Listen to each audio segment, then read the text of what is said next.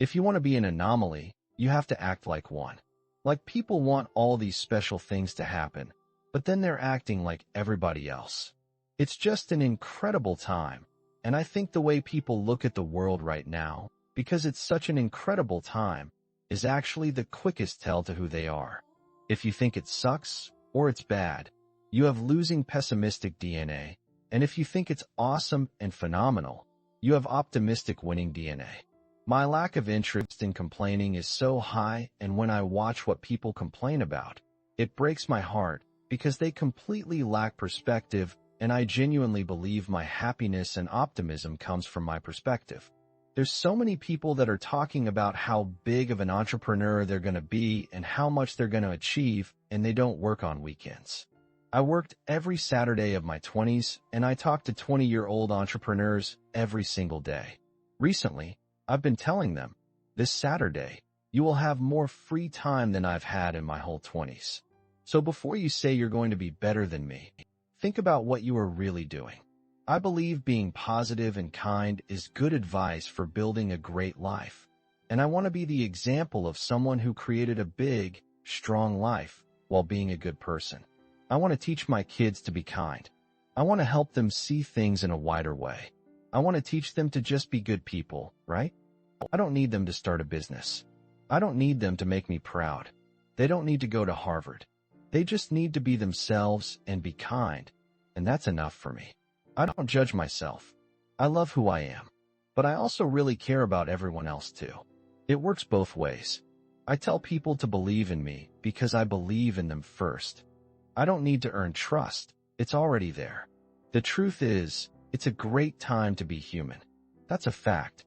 Not everyone will like everything I do, but if 97 out of 100 people speak well of you, that's a true legacy. I want to do it in a fun way, and I will find a way. Others have done it before. Just so you know, many good people exist, like Warren Buffett. I want to do it too, and I want to be famous. That way, people will think, I want to be like him, and they'll be nicer. I want to find people who have good qualities and help them become even better because they think that's how I got successful. I want to help the business world be kinder. I try not to give advice that I know is just my own special gift. How do I explain that this is how it really works? But it almost happened, but not quite. I really feel goosebumps when I hear something that feels true. What's the advice? Hey Johnny, start noticing those goosebumps. There are things I can't share because I know they don't work for everyone. They come naturally to me. Many people push themselves to work too much, and hard work is something they learn. I see this in my team. I've noticed in the thousands of workers I've had that the closer they are to success, the harder they try. And I think, I really think I learned about hard work by watching my parents. That's why I talk a lot about hustle. I see people giving advice based on natural talent and genes, and I think, I understand, I can throw a football every day for 9 hours, but I'm just not built to compete at the highest levels. So yeah, I believe anyone watching should know that you can only be so good looking, and you can only be so smart. Some things come naturally, and some things you can control. I believe, and I'm not sure if I'm right or wrong, that work ethic is something you can learn. It's something you have more control over. I think there is a way to help people work harder. If you complain, life is really about complaining and not.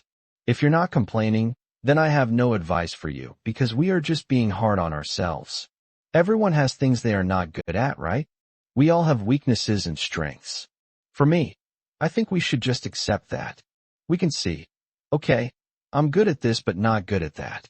Then I focus on what I'm good at, right? I don't worry that I can't fix things at home.